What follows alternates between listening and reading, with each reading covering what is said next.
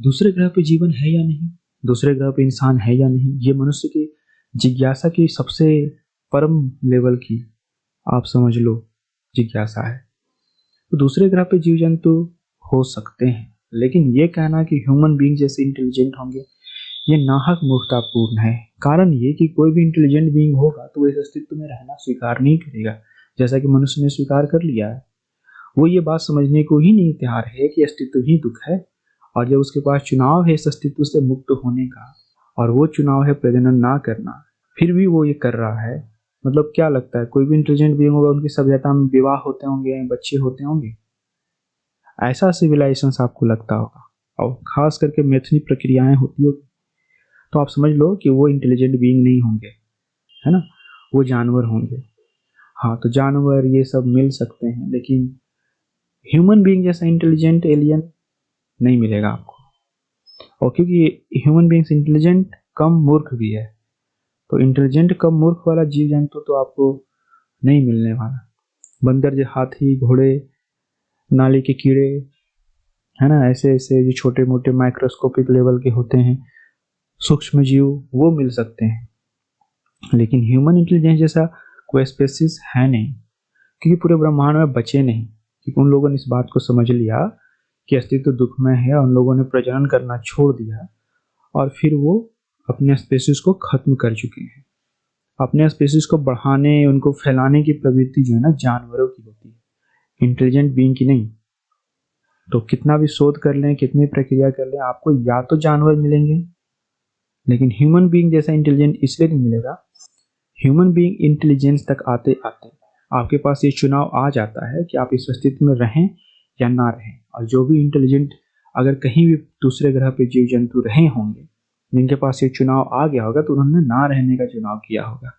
तो कहीं आपको ह्यूमन बीइंग जैसा इंटेलिजेंट नहीं मिल सकता, ऐसा जीव नहीं मिल सकता जिसके पास प्रजनन करने और ना करने का चुनाव हो, और उसने प्रजनन को कंटिन्यू करने का सोचा हो, इस अस्तित्व में बने रहने का सोचा हो। ऐसे जीव तो बिल्कुल नहीं मिलेंगे। इंटेलिजेंट होने का सबसे जो पहला लक्षण है वो ये है कि आपके अंदर की जो एनिमलिटी है, पशु वृत्ति है, वो खत्म होनी चाहिए। और पशु वृत्ति खत्म तभी होगी जब आप इस मेथनी प्रक्रिया को, या आपके जो भी लस्ट है, जो एंगर हैं, ये सब चीजें मिट जाएं।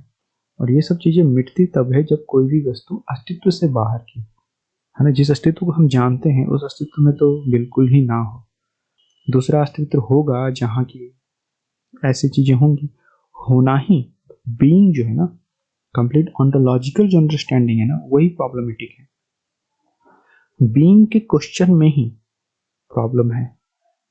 तो अनस्तित्व में बीइंग है ही नहीं, वो हो जाना ही मुक्ति है, फाइनल मुक्ति है।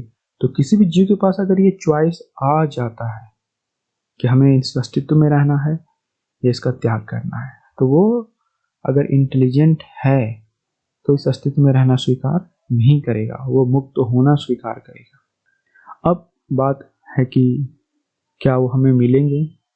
बिल्कुल मिलेंगे, क्योंकि ऐसा हो सकता है ना, जैसे कि मनुष्यता का विकास हुआ, जो इवोल्यूशन प्रोसेसेस हुई, क्रमिक विकास जो मानवता का हो, उसी प्रकार बहुत सारे जगहों पे जो अग्नि, वायु, जल, आकाश, जो भी बेसिक एलिमेंट्स हैं, वो सब मिल करके लाइफ प्रोसेसेस को इवॉल्व करते हैं, ताकि उन तक ये चॉइस आ सके और जहां से वो मुक्त हो सके और अनस्तित्व में अप्रकट हो जाए।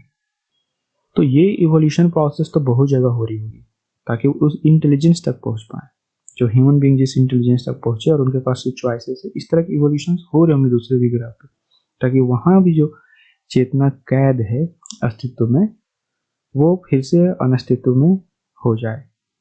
तो मिल सकते हैं, लेकिन ऐसे चॉइसेस के साथ अगर होंगे तो मोस्ट प्रोबेबल चांस है कि उन्होंने प्रजनन करना छोड़ दिया होगा, अपने स्पेसिस को खत्म कर दिया होगा।